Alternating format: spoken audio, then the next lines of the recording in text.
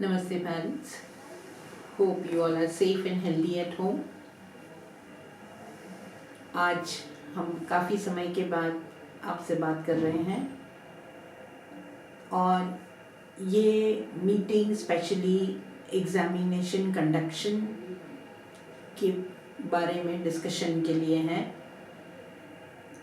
हम समझ सकते हैं कि ये जो सिचुएशन है कोविड-19 पैंडेमिक की, वो बहुत ही एक ऐसा क्रूशियल समय है जहाँ पे बच्चे स्कूल नहीं आ रहा है, घर में ही बैठ के पढ़ाई कर रहे हैं, ऑनलाइन एग्जामिनेशंस, ऑनलाइन क्लासेस चल रही है, टीचर से 1-to-1 इंटरेक्शन नहीं हो रहा है और उन सब चीज़ों के कारण बच्चों को भी काफ़ी सारी दिक्कतें आ रही होंगी, आपको भी बहुत सारी प्रॉब्लम्स फेस करनी पड़ रही होंगी।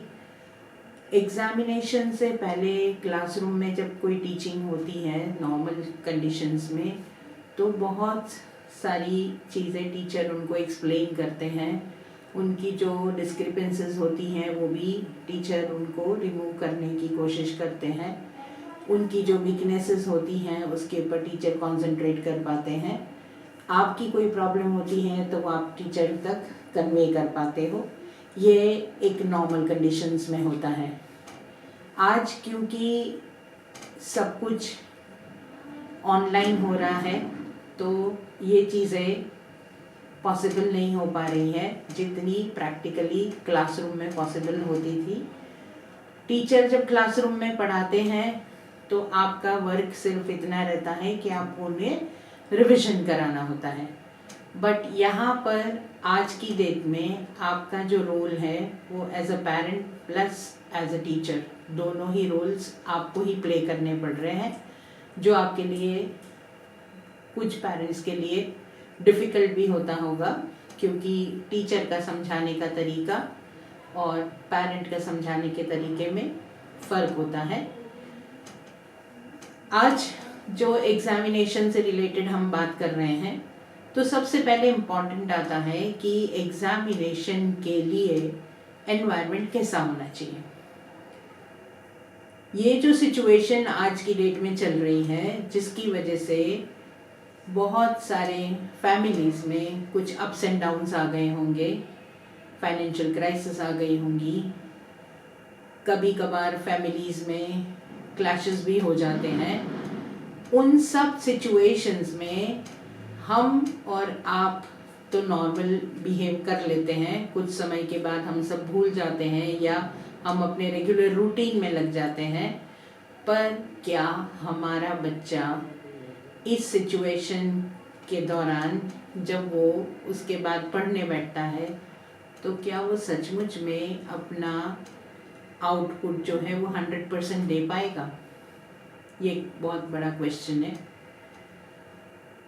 ये सिचुएशन जब बच्चे के सामने आती है, हम ऐसा समझते हैं कि बच्चा सब भूल गया होगा और हम उसको पढ़ाने बिठा देते हैं, पर वो कहीं ना कहीं इससे अफेक्टेड रहता है क्योंकि जिस परिवार के अंदर वो रहता है उस परिवार के हर सदस्य से, हर मेंबर से वो इंटरनली कनेक्टेड रहता है।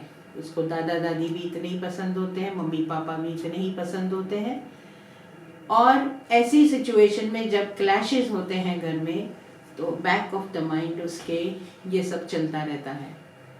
और जब जहाँ पे एनवायरनमेंट अगर कंजीनियल नहीं हो, जहाँ पे शांति नहीं हो, वहाँ पर कोई भी चीज़ बहुत 100% उसका आउटपुट नहीं मिल सकता।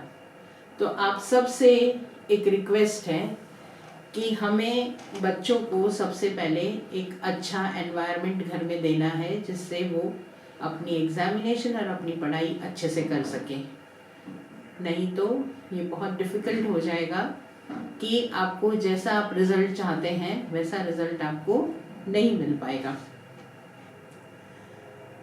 जो भी सिचुएशंस आती हैं उसमें दो चीज़ होती हैं, एक आत्मबल जो हमारे अंदर होना चाहिए और एक मनोबल, दोनों चीज़ें बहुत स्ट्रांग होनी चाहिए। आत्मबल और मनोबल अगर स्ट्रांग हुआ तो दुनिया की कोई भी चीज़ हम जीत सकते हैं। परमात्मा कभी भी एक जैसी सिचुएशन किसी के साथ भी नहीं रहने देता है। ये आता है और चला जाता है, दिन और रात की तरह रहता है। तो इन सिचुएशंस में हम तो संभल जाते हैं, पर हमारा बच्चा नहीं संभल पाएगा, क्योंकि उसको हमने ये चीज़ नहीं सिखाई है। तो पहले हमें खुद उसको अपनाना होगा, तभी हम उन चीज़ों को बच्चों के अंदर डाल सकते हैं। इंग्लिश में एक कहावत है, प्रैक्टिस बिफोर यू प्रीच। मतलब कोई चीज़ अगर हम खुद करते हैं तो हम उनके अंदर डाल सकते हैं। और अब आती है बात एग्जामिनेशन की, कि एग्जामिनेशन में सबसे इम्पॉर्टेंट क्या है। पहले है प्रेपरेशंस। जैसे मानो कि बच्चा एग्ज़ाम देने के लिए भी बैठेगा आपका, तो सबसे पहले उसकी जो स्टेशनरी है वो सब प्रॉपर होनी चाहिए। और ऐसा नहीं कि वो एग्ज़ाम देने बैठा है और पेंसिल शार्पन करने के लिए मम्मी साइड में बैठी हैं, और फिर उसके बाद या तो पेन ख़त्म हो गया है और दूसरा पेन लेने के लिए भाग रहा है। तो ये सारी चीज़ें, जैसे आप स्कूल में स्टेशनरी भेजते हो, ऐसे उसकी स्टेशनरी पहले से तैयार रखनी है। और वो आप नहीं करेंगे, वो बच्चा खुद करेगा। आप उसको गाइड करेंगे, जिससे कि उसको पता रहे कि किसी भी चीज़ को करने के लिए प्लानिंग बहुत ज़रूरी है और उसकी प्रेपरेशंस पहले से होनी चाहिए। उसका क्लिपबोर्ड, अगर वो पेंसिल से लिखते हैं तो उनकी पेंसिल्स 3 पेंसिल्स इतनी शार्पन होनी चाहिए। स्केल, कलर्स, जो भी कुछ रिक्वायरमेंट्स हैं सब्जेक्ट के हिसाब से, वो सारी चीज़ें उसके पास पहले से प्रिपेयर्ड होनी चाहिए। और एग्ज़ाम देने के टाइम बिल्कुल क्वाइट रहना है, उस समय पैनिक नहीं करना है, क्योंकि जो सिचुएशन नॉर्मल स्कूल के टाइम होती है उससे बहुत डिफरेंट सिचुएशन में बच्चा एग्जामिनेशन दे रहा है। इन केस अगर कभी थोड़ा बहुत ज़्यादा या कम करता है, डू नॉट मैटर।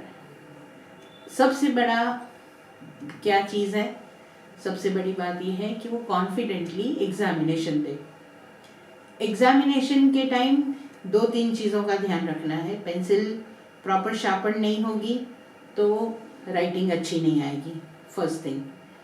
अगर बहुत ज़्यादा ब्लंट पेंसिल से अगर बच्चा लिखता है तो बहुत थिक राइटिंग आएगी, जो कई बार लेजिबल नहीं होती है।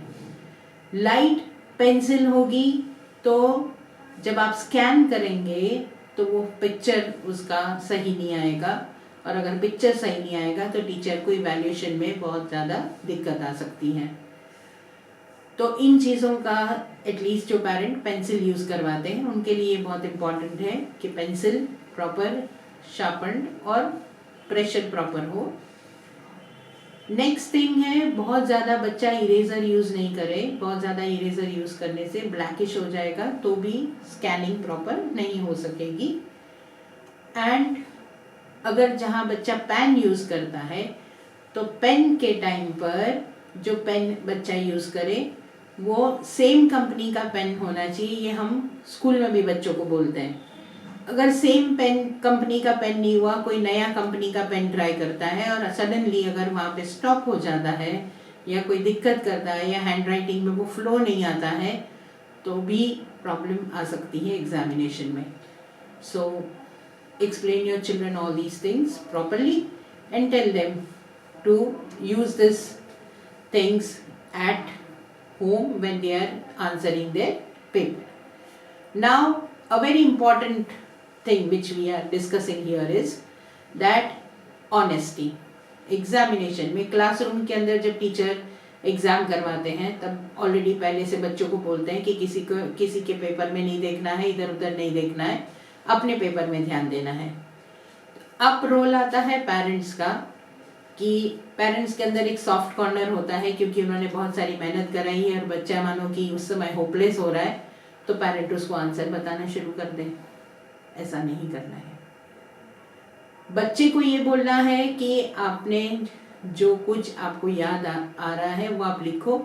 और हम क्लासरूम में ये चीज़ कराते हैं। अगर बच्चा मानो कि भूल जाता है तो हम उसको बोलते हैं एक डीप ब्रेथ लो और अपने माइंड को कंसंट्रेट करो, चाहे ओम ऐं सरस्वती नमः बोलो या 1 सेकेंड के लिए अपने सारी इंद्रियों को कंट्रोल में कर लोगे तो तुरंत आपको अगर कुछ याद किया है तो वो आपको याद आ जाएगा। ये कोई मैजिक नहीं है, ना कोई अंधविश्वास है। माइंड में जो भी इधर उधर विचार चलते हैं उसको कंसंट्रेट करने के लिए ये एक प्रैक्टिस है। तो बच्चा इसको अगर करेगा तो शायद उसके कोई भूल गया होगा तो याद आ जाएगा। आंसर्स नहीं बताने हैं, भले ही टीचर नहीं देख रहा है पर परमात्मा देखता है। ये बच्चे के अंदर भी भावना होनी चाहिए और आपके अंदर भी होनी चाहिए। ऑनेस्टी अगर हमें बच्चों को सिखानी है तो पहले उसको खुद फॉलो करनी पड़ेगी। जितना आता है उतना लिखे। ये कोई ऐसा एग्जामिनेशन नहीं है, ना तो बोर्ड का एग्ज़ाम है, और हो तो भी ऑनेस्टी बहुत इम्पॉर्टेंट है। उससे बढ़कर कोई चीज़ नहीं है, क्योंकि सबसे पहले आता है संस्कार, उसके बाद आते हैं बाकी सारी चीज़ें। तो बच्चे को आंसर्स आप नहीं बताएंगे। आप ये भी नहीं बोलेंगे, अगर बच्चा पूछता है सपोजिंग आपको कि इसका आंसर क्या होता है, तो आप ये नहीं बोलेंगे कि मुझे पता नहीं है। ये तो गलत हो जाएगा, क्योंकि आपको आता था इसलिए आपने सिखाया था, आपने रिवाइज कराया था। आप ये बोल सकते हो कि एग्जामिनेशन के टाइम आंसर्स नहीं पूछते हैं या आपको कोई बताएगा नहीं। एग्ज़ाम के टाइम पे आपको जो याद है वही आपको लिखना है। तो हम एक्सपेक्ट करते हैं कि जब एग्जामिनेशन होगी तो बहुत फेयरनेस रहेगी, बच्चा बहुत ही ऑनेस्टली अपना आंसर करेगा पेपर। जब आप स्कैन करने लगे तब आप स्कैनिंग के टाइम एक चीज़ का ध्यान रखेंगे कि वो प्रॉपर स्कैनिंग हो और उसका पिक्चर प्रॉपर आए, जिससे कि अपलोड करने के टाइम टीचर्स को जब मिले तो वो प्रॉपर उसकी चेकिंग कर सके। और स्कैनिंग के बाद एक चीज़ का ध्यान जरूर दीजिएगा, जो नॉर्मली स्कूल में टीचर्स करते हैं, वो ये करते हैं कि जब टीचर जब है, क्योंकि आप घर से पढ़ा रहे हो तो सारी 100% पूरा बच्चे के ऊपर नहीं डाल देना है, ये सोच के कि बच्चे ने गलत किया है। कहीं ना कहीं आपके कराने में, रिवीजन कराने में, समय देने में या प्रैक्टिस कराने में कहीं ना कहीं कोई कमी रह गई होगी, इसलिए शायद बच्चा 100% रिजल्ट नहीं दे पाया है। तो आप कोशिश करेंगे कि नेक्स्ट टाइम उस चीज़ को ओवरकम करके और बेस्ट रिजल्ट देने की कोशिश करें। नमस्ते, wish you all the best for your children. Hope that your children would do well in their examination. Thank you.